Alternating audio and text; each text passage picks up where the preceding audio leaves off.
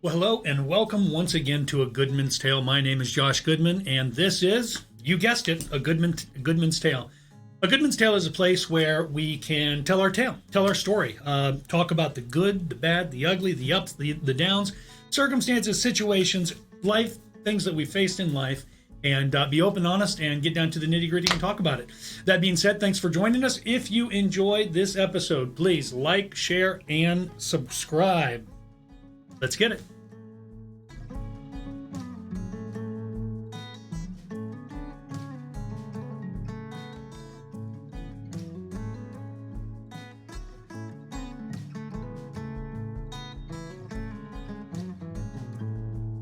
Well, all right. Today we have my little brother, Zach Joe, Little Bub.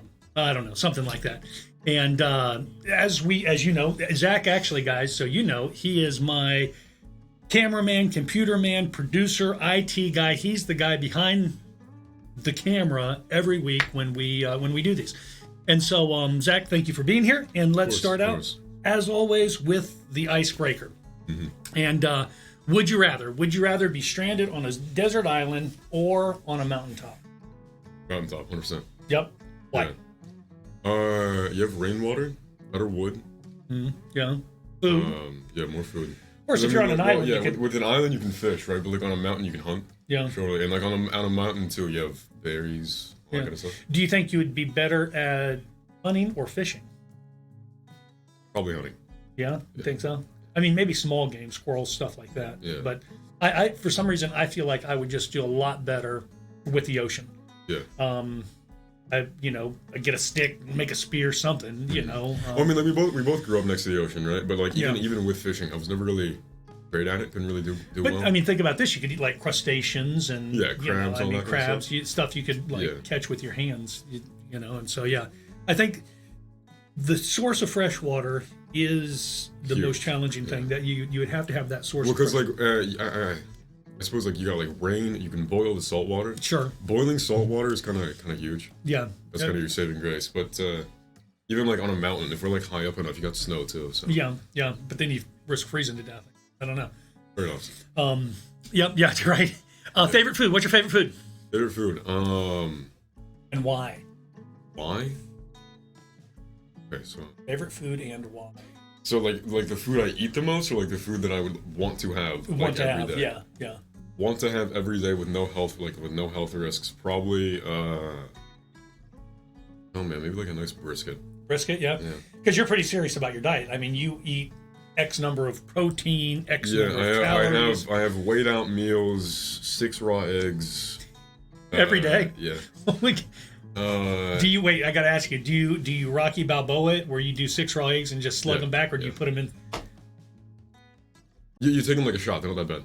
You just hold your nose and go straight back. I'm dumbfounded. Dude. Once you get the first one down, they're not hard. Yeah. I believe it, but I mean literally. And like I don't even like with your body, right? The way like it kind of reacts, because like with the way your gag reflex kind of wants to go off. It's like a nice little energy boost. It's almost like. Like drinking a Red Bull or something? Or? No. What's the vinegar stuff? Fire cider? No. It's like the apple cider vinegar. Yeah. It's like how like people will do like apple cider vinegar, and then they'll say for like the next hour they feel like really like pumped. Yeah, pumped. Same thing. Amber can do, again, maybe it's me and my gag reflex, but Amber can do the apple cider vinegar. You can do the raw, and I just, man. Yeah. I think I'm good. Like I can swallow vitamins, but that kind of almost dumbfounds me. I'm like, whoo. I don't know if I could do that. That's crazy. So a good brisket. Me probably steak, brisket. Yeah, something. I mean, I asked Pastor Randy a few weeks ago, what if you had to eat one food for the rest of your life, what would it be? And he chose like pizza or something like that. But considering a variety food, something you can mix and match and change stuff with. And what do you do for fun? For fun, I mean, I got do piano. Yeah. I can build. Are you any good? No. No. Most impressive thing I can do on piano is play "Fly Me to the Moon." Really? The old jazz song. Oh, that's cool. Fly me to the moon. Oh, that's like the only song I actually know. I can do a song from Cowboy Bebop, the show. Yeah, I love Cowboy Bebop. I can Did do you watch the it. cartoon or the Cartoon. live action? Live action was really bad. I watched both. I action did. was So I did not hate the live action, but the reason why I didn't hate it was I watched it first. Oh. Yeah, I watched it, and that's why it turned me on. I'm like, oh, this is a fun show. And then I went back and watched the anime. Yeah. And was like, oh, this dug it. Really cool. Yeah, no, the old show was 100% better, but Yeah. I can play like 30 seconds of a song from that, and that's kind of it. Oh, cool. Yeah. And so you play piano. What else? Anything else for fun? Into computers? Piano, yeah, I can build PCs, do video games, obviously. Yeah. Yeah, man. Yeah. All right, let's get down to the nitty gritty of it. Both of us raised on the mission field. Yeah. What was that like?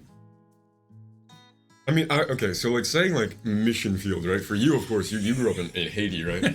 But me, I was in like a condo. Yeah. Right? I mean, it sure... Our mission experience was a little bit yeah, different. we were a little on different scales, I'd say. Because you were actually in Haiti. I was in like an apartment complex. Yeah. I mean, like, sure, it was still in the Dominican, right? So every time you had to go out and drive, you had like a 50% chance of dying. But outside of that, it was still like, AC. Yeah. All that. I mean, and it was. I mean, I think probably mine was a little bit more adventurous and dangerous. Yeah, for you sure. know. Because I mean, like you were in Haiti itself, right? I was Yeah. actually in Dominican. Yeah. And of course, like Sosúa was still kind of like the slums, Yeah. more or less. But it was still, an actual apartment complex. Yeah, it was still And our part had a swimming pool on the beach, all that kind of stuff. Any stories? Stories. Living down there. What was your favorite? I mean, surfing. Surfing. Surfing was pretty fun. Surfing was nice. Yeah. Paddleboarding. I'd say I enjoyed paddleboarding more than the surfing. Yeah. Story. And what else? I mean, what? For you living there, going to school, do you miss it? Do I miss it? Yeah, 100%. Yeah. I'm not a big fan of the States. No. Well, No. me neither. But yeah, No. it's for me, right? The States is like, oh my goodness, so political, Yeah. so I don't know. polarized, So many things. so many man. things. Yeah, I And agree. then I don't know, like even like going outside, right? You got all this concrete. You got like birds singing the car alarm theme. Yeah. It's just it's a Yeah, lot. yeah, it is. I agree. Life in Haiti and the Dominican Republic is just a much simpler. Yeah. You know. And I mean, like it's simpler, right? Like you do still have like things to worry about, surely, but it's more the things that are actually important. Yeah. Rather than like here, we get such a fuss about these like superficial things. Yeah. How old were you when you guys moved to Dominican Republic? I turned 6. I was 6. 6, and you lived there for 4 or 5 years. 4 or 5 years. Yeah. Somewhere in that range. I think it was close to 4. Yeah, Might have been 11. like So 4 and some change. Yeah, so you were 6-ish Yeah. and 11-ish Yeah, when we you came moved back. No, I was definitely 11 when we came back. So it might have been like 5 years. Yeah. Cool. Excuse me. What was okay? So moving down there when you were 6. Yeah. How did that affect you? Was there were you good with it? Were you excited? No, I was very against it in the beginning because I mean like I had like a lot of these like people I was tied to here. Like what we had like Tanya, the Powell boys. Was very tight with those people. Like being kind of ripped away from that at like such a young age. I was very much against it. I'd say it was definitely for the better though. I'm glad I wasn't raised here. Yeah. And then moving back, what was that like? Moving back was tough because like I was really excited about moving back. Yeah. Because like all these people were here. Like I had like a Darsh here. Yeah. I was really tight with him. I had the Powell boys. But then like within 3 months of moving back, everybody left. Everybody moved left. away. Yeah. And Yeah, then, that like, was tough. In that time, Ton had also passed. Yeah, and Ton I wasn't passed. there anymore. And that was tough on our whole family. Yeah. For those of you who don't know, I can't believe I've never mentioned Tanya here before, but Tanya was an older cousin of Zach and myself, and almost like an aunt figure. Auntie, yeah, because she lived here with us, daily life, dinners, lived with you guys.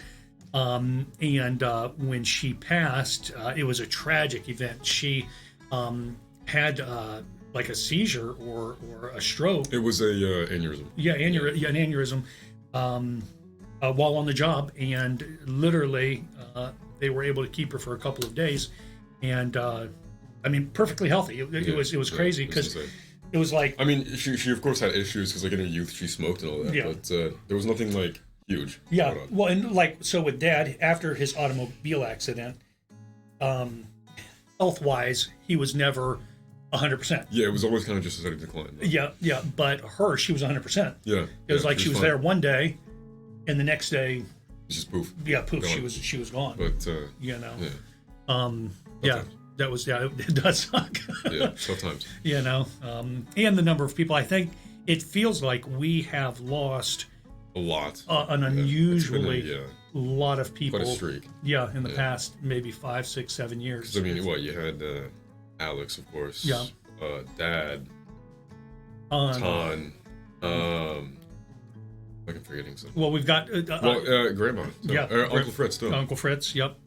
And it's like just we've had to face death a lot in recent history. What? How do you face that? Just grin and bear it. I found I got really into like older literature, older books. So like the Meditations by Marcus Aurelius, the Enchiridion of Epictetus, The Art of the Happy Life, I believe that one's also by Epictetus. The Consolation of Philosophy by Boethius. That one was kind of like more of a spit in the face. I wouldn't really recommend that book. Because The Consolation of Philosophy, like the whole book, it was just kind of like dogging on Stoicism. Yeah. Which is what I was like more into. Yeah. As of that. Now I'm more into Epicureanism. But well, it's interesting because so often people build an entire basis of literature on disagreeing with another's perspective. Yeah. It's definitely interesting. And it's easy for them to nail down and pinpoint, well, this is wrong with that, this is wrong with that, this is wrong with that. But what's right about yours? But what don't tell me how I'm doing 90% of what I'm doing wrong. Tell me what I need to do right. I also read a lot of St. Augustine, so that was a good book. Yeah. I see that a lot in like leadership books today where they will say, don't do this, don't do this, don't do this, don't do this. But there's no alternative. But they don't there's nothing else to do. Yeah. So what are you meant to do? Yeah. And what I try to do even in some of my writings and also in sermons or talking or teaching mentorship is not just give individuals the to-do not list, the not to-do list, but hopefully give them, some positive things. Do try this, and hopefully, helping them out. Let's talk about losing Dad. Both of us have different perspectives on having lost him. Obviously, I had him for 40 years. Yeah. Also, let me give our listeners just a little bit of context. Context. Yeah. They're like, well, what's that old dude with that young guy? Zach, you're 16. Yep. I'm 48. We'll be 49, and so my mom passed 28 years ago. Yeah. My dad remarried, and Zach's mom. And I mean, my adopted mom now. And so we are literally separated. Again, I'm 48, almost 49. Separated by about 30 years. Yeah, 30 plus years. And so we have an interesting perspective because obviously I got my dad through remembering him be a drug dealer, getting saved, living on the mission field, being poor as dirt, and then you got him for kind of what I'll say the second half. A lot more tame. Yeah, a lot more tame, a lot better off financially, all of those. Mentally better off. All the things. Yeah, all that. The whole checklist. Yeah, right. It's like almost. I don't want to say we had two different dads. Definitely two different experiences. Two different, very different, entirely different experiences. Yeah, different experiences. And we talked about the mission field. When we lived on the mission field, I mean, we didn't have running water, electricity. Half the time we didn't know what we were going to eat. When you lived in the condo, and just two different, completely different experiences. And then in 2018 is when we lost our dad, and that was I mean, for both Zach and I, one of the most challenging times. Yeah. Periods. What would you what does that look like from your perspective? You know, to say go beyond challenging. I don't know. It was more. I don't know. I wasn't really like phased by it in the beginning, I suppose. Really? Like until I had the tools to deal with it, I didn't really deal with it. Like I just kind of it didn't really faze me, I suppose. Yeah. It was odd. It was definitely weird. Yeah, and I found it. Again, just the two different experiences. Obviously, we still miss him. Yeah. We still grieve. Yeah. But yours, even as you mature and get older, it becomes more, perhaps, a longing of what you could have had or should have had. Yeah. You know, more like a feeling of missing out. Yeah. I think for me, I got to experience all those things with him, and he got to raise me well into my adult life. And so I miss what I had, right. You know, and maybe from your perspective, what I never got. What you never got, yeah. And that's almost, I mean, obviously, we could say unfair. We know life's unfair. You know, why was he taken so soon? All of those things. But I think that, just, it's like the old saying, crying over spilled milk. You know, there's no sense of crying over spilled milk, and that's the truth. It's we do miss him. If we could get him back, but what does that, you know, how to face those kind of challenges, right? You know, it's more of a, I don't know, just like it is what it is kind of thing. Yeah. Yeah, like that's what I mean. Like, kind of, when I say I wasn't phased by it, I don't mean that in kind of like a heartless way. No, yeah. It wasn't that. But what I mean, I guess like it just reality hadn't set in, I suppose. Well, and I think as you mature, you don't realize. The severity of the things, severity. Right? In 2018, you were. That would put you if you're 16, so 12. You're 12. You're 12 years old, and as you mature, you realize more what you missed out on. Right. You know, those times. Man, I wish Dad was here. Yeah. But it's not even like that, right? Because like when I was younger and he had passed. It was more like I didn't even know what was happening, right? It was kind of just like I was just kind of going through the steps, right? Yeah. I don't know. It was definitely a weird period, but. And where are you now? I mean, obviously, you know, you miss out. Is there any? And I'm only asking for individuals. Maybe. No. There's no like bitterness. There's no like scorn or anything like that. Did you go through a time of blaming? Like mom or God or me or Dad. Mom blamed herself a little bit. I don't know if she wants me to talk about that, but like. Well, you don't have to. That's because that's her story. But yeah. But with you, did you have any level of animosity to Dad, to me, to Mom, to God? No, not really. No. I was definitely farther from God for a little bit. I would say maybe like the first 2 years. Yeah. But I kind of came back around. Yeah. So. And that's, I mean, again, I think we all go through a measure of what is our grief experience, and that looks different for everybody. You know, it's not the same for me as it is for you.